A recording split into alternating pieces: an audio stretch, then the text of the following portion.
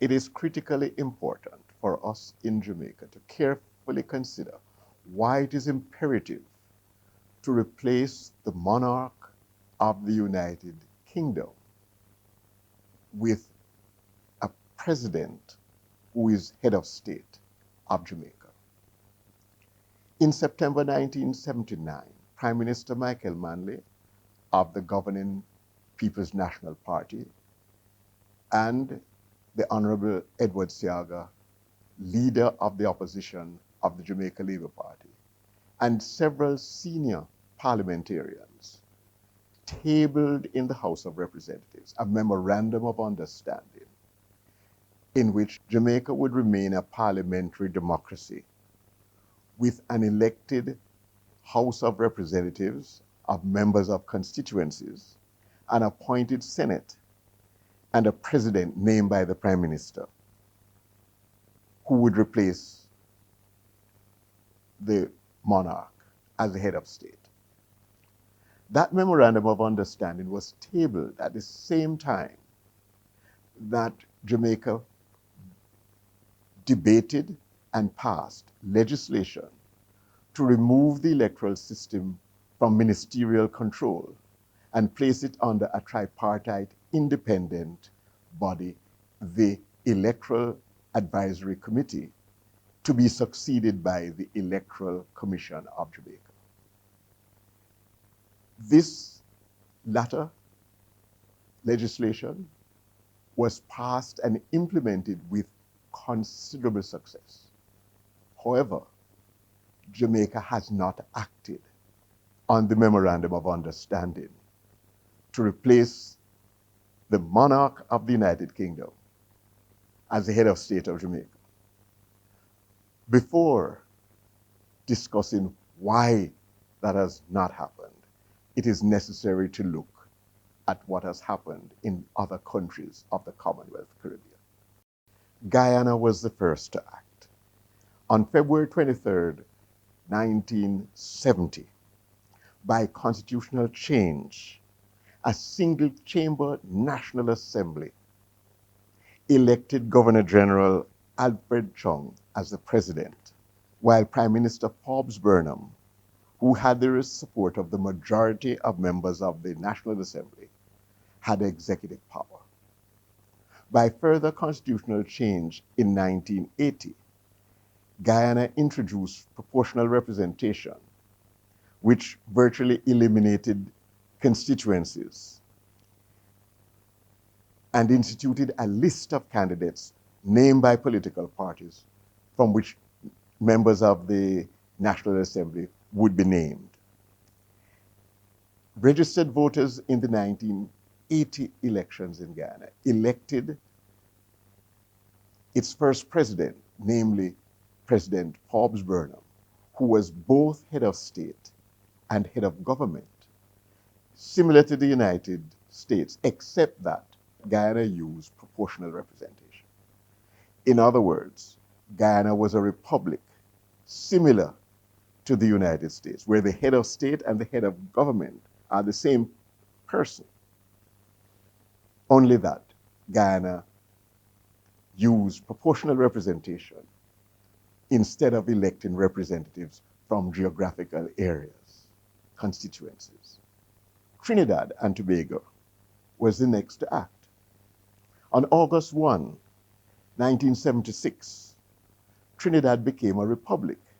However, Trinidad retained parliamentary democracy with an elected House of Representatives, a Senate, but replaced the Governor General with a president. However, the president was elected by all members of the House of Representatives and the Senate, which formed an electoral college comprised of all members of the Senate and the House of Representatives. In addition, the president becomes commander of the security forces and is limited to a term of 5 years, renewable. Prime Minister Eric Williams and all succeeding prime ministers are head of the government, while the president is the head of state. A republic, but being a parliamentary democracy, which is similar to the United Kingdom with some differences. Trinidad, in effect, followed the precedent established by India in 1949. The third country to act was Barbados. At midnight of November 30, 2021, Barbados held a public ceremony at which it parted ways with the monarch of the United Kingdom, but remained in the Commonwealth of Nations. In other words, Barbados did in 2021 what Jamaica announced that it would do in 1979. The then Governor General, Dame Sandra Nelson, became acting president and was confirmed as president 1 year later on November 30th, 2022. Prime Minister Mia Mottley was at her oratorial best in explaining how Britain was being liberated from being the head of state of Barbados by this constitutional change. Because the guest of that ceremony was Charles, Prince of Wales, who was conferred with the Order of Freedom of Barbados. But Queen Elizabeth II, his mother, the reigning British monarch, remained as the head of the Commonwealth of Nations from which Barbados was departing. The logical question is, why has Jamaica not acted for these almost 40-odd years? The best explanation is that the framers of the Jamaican Constitution in 1962 specified the process by which this would happen. The essence of that process is that as a parliamentary democracy, members of the House of Representatives and members of the Senate must vote separately, giving a 2/3 majority in each house of replacing the monarch of the United Kingdom with a Jamaican citizen who becomes the head of state. The second part of that process is that it must have a referendum in which the electorate, by simple majority, must vote in a binding referendum to agree, to vote yes, that a Jamaican president should become, a Jamaican citizen should become the head of state, replacing the monarch of the United Kingdom. This involves political risk, and neither a government of the People's National Party or the Jamaica Labour Party has so far been willing to take that risk. The essence of it is, in the final analysis, it is the Jamaican people, through the electorate, that must agree on such action. In other words, both the party in government and the party in opposition in the parliament must agree to this constitutional change, and the people must agree with them. However, the issue so far is that instead of dealing with this single question, other issues have been attached to the constitutional change, which there is not the same unanimity. That's one reason. The second reason is that the party who forms the government is always taking a risk. That the other one will not go out and campaign against the issue. And so far, no party has done it, taking that risk. Why is it imperative to replace the British monarch? There are four imperatives that compel this action. First, to deconstruct the illusion that there is an external benefactor or agency or organization on which Jamaicans can depend to ensure justice, to chart our future, to secure our well-being. In reality, we are on our own and must take that responsibility for our well-being and our future. If we mess in our nest, we have to live in the mess. There is no external benefactor who is obliged to clean up our mess and to guarantee our well-being and our future. Erroneously, the two greatest achievements of the Jamaican people, the abolition of slavery and political independence, have been recorded mostly in the annals of history as benefactions of the British monarch. They are not recorded as victories of the Jamaican people over the British Prime Minister and ministers. The mindset and the mentalities that persist in thought, in language, and actions is the illusion that there is a godfather or godmother or great power that put Jamaica and Jamaicans first. This is an illusion and delusion. The British monarch, as head of state, is a vendor of this illusion and delusion. Second,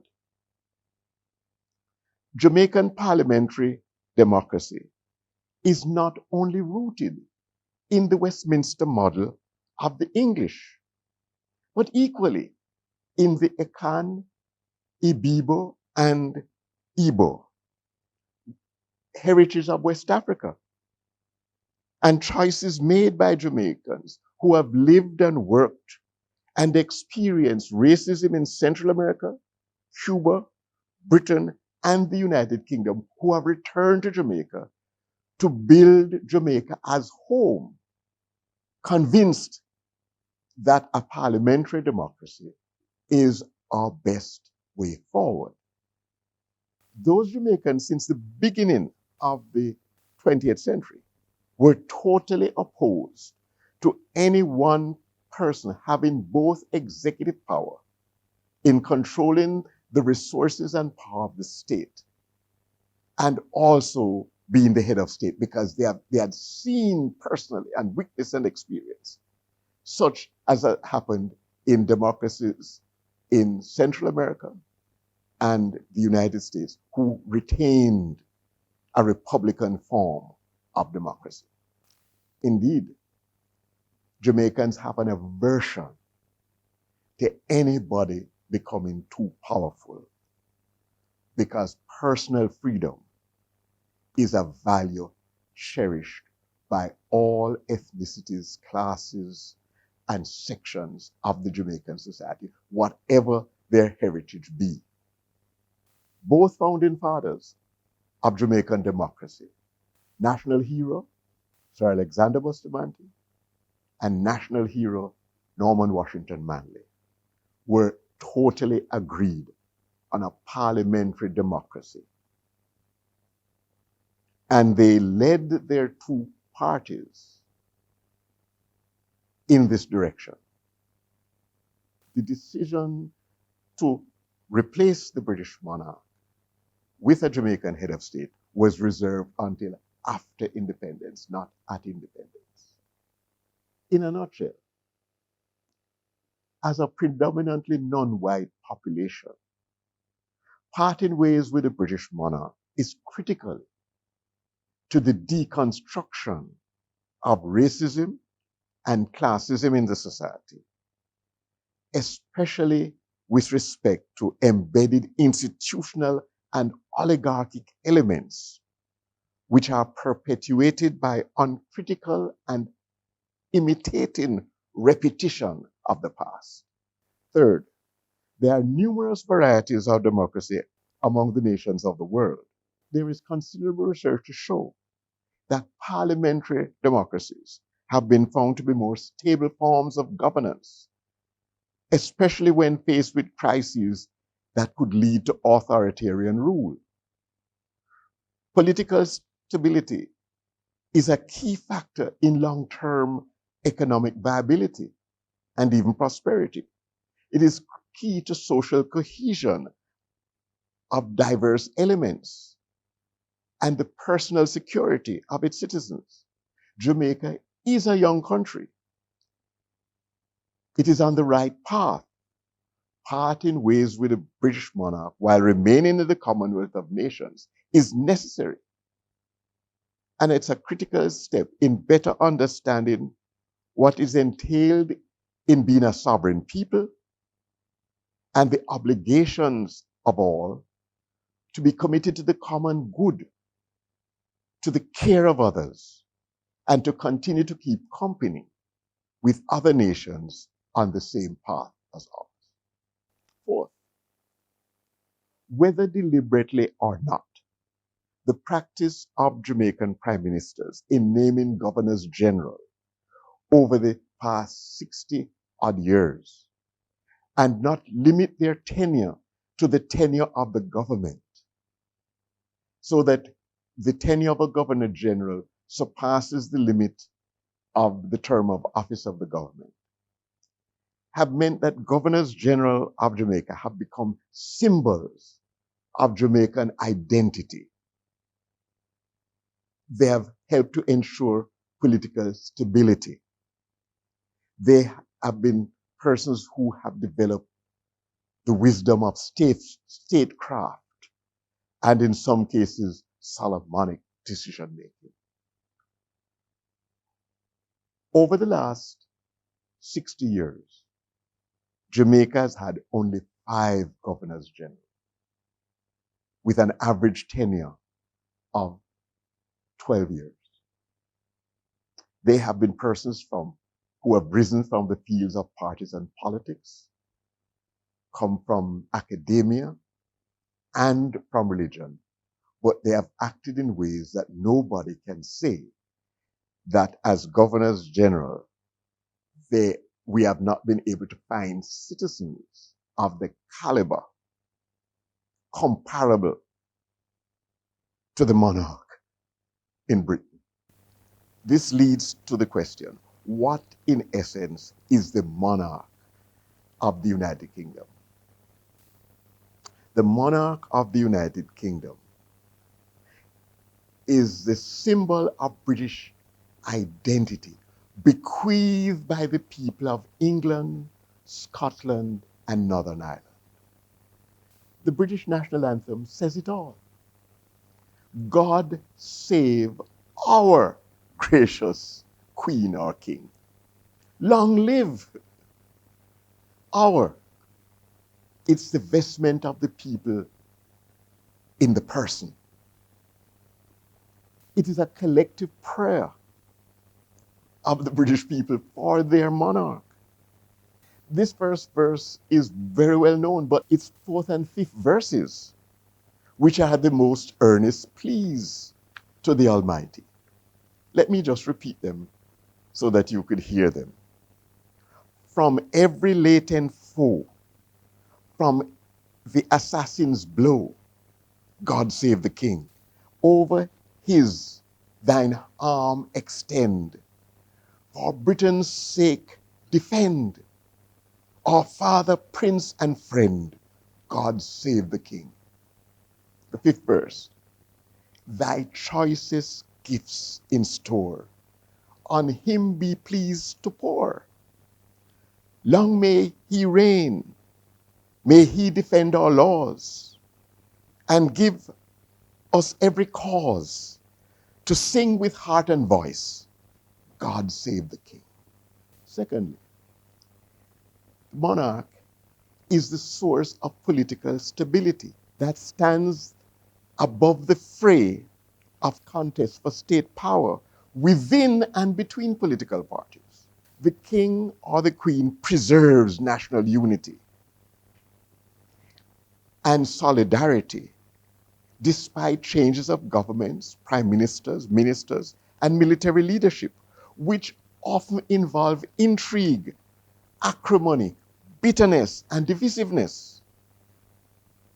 The monarch is the glue that keeps the nation whole, while differences, disagreements, divisions, and diversity at multiple levels manifest themselves.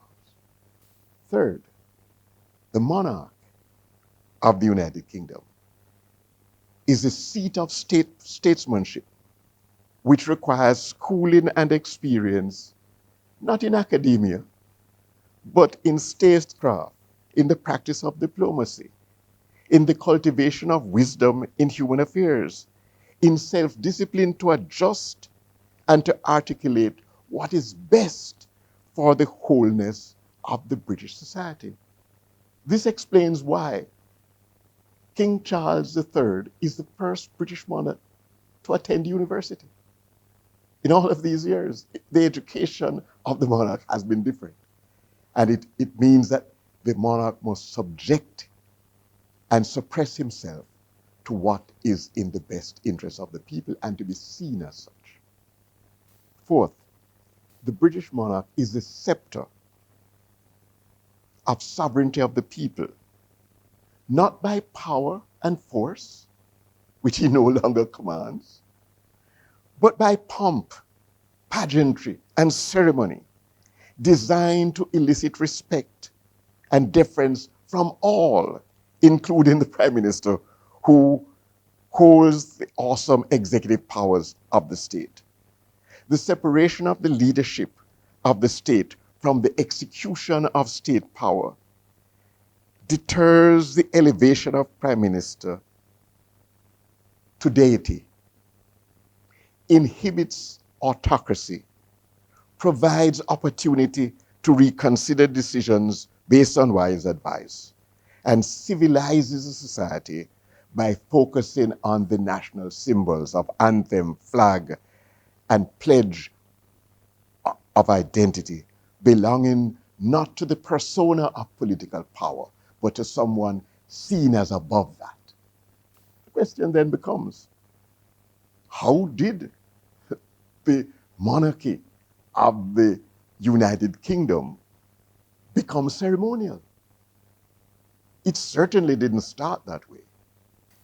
The short answer is that it happened by conflict, contention, and back and forth over approximately 800 years. To begin with, the Normans conquered Britain in 1066 to rule it and to drag it into the mainstream of Europe. William the Conqueror practiced the unfettered right of kings to rule and establish the feudal system of governance through land given to barons, earls, abbots, and bishops. Indeed, there was no question that it was the king who ruled. Everybody.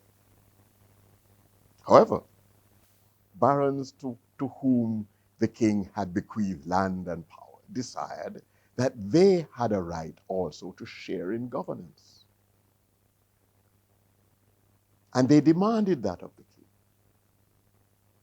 And in 1215, barons, earls, abbots, and bishops were bequeathed in writing a share in governance, referred to as Magna Carta. Magna Carta gave all British people the right to appeal to their sovereign and the right of habeas corpus. 107 years later, in 1322, the warrior aristocracy of land demanded royal assent to laws they passed on their own account. They had formed the House of Lords. And the House of Lords and the monarch ruled. 50 years later, in 1376, the House of Commoners, the House of Commons, that is knights of shires and lesser clergy, demanded accountability of the king with respect to matters of expenditure of state, because most of the taxation fell on them. The Speaker of the House of Commons was imprisoned by the king. But that began a fight between the monarch, the House of Lords, and the House of Commons for primacy for the next 270 years.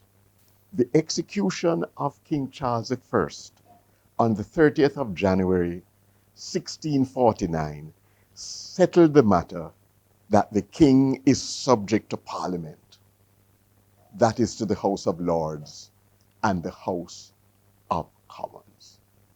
King Charles went to the gallows, claiming that kings and commoners were different people,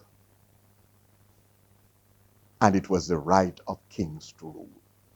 By 1832, the House of Commons gained primacy over the House of Lords.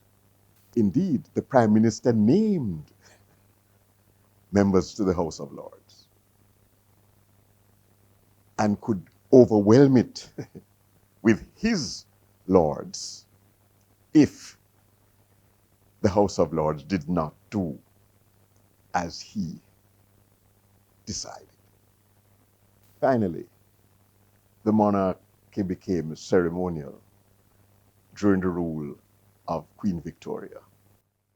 The monarch had been stripped of executive power of the state, but continued as the head of state, regaled with all pomp, pageantry, deference, and customs that had been practiced for centuries. The ceremonies, which is a pride of Britain as it is practiced and on display at coronations, funerals, the opening of Parliament, with a precision that is beautiful, is what keeps the monarch, not power. The monarch has no power. However, power has been turned on its head because it gives the illusion that all power is vested, but it is the power of the people that is now vested in the monarch, not the power of the monarch that rules the people. The symbol of sovereignty of the Jamaican people and of Jamaican identity and source of political stability must be a Jamaican citizen. The time has come for politicians and people to do what the Constitution requires. 2/3 of the House of Representatives and the Senate separately must pass legislation to replace the monarch of the United Kingdom with a Jamaican citizen as head of state. And the electorate must vote in a binding referendum, yes, by simple majority. For in the final analysis, it is the people by action of the electorate that is sovereign. I'm Errol Miller. Thanks for joining me in Caribbean Commentary. See you next time.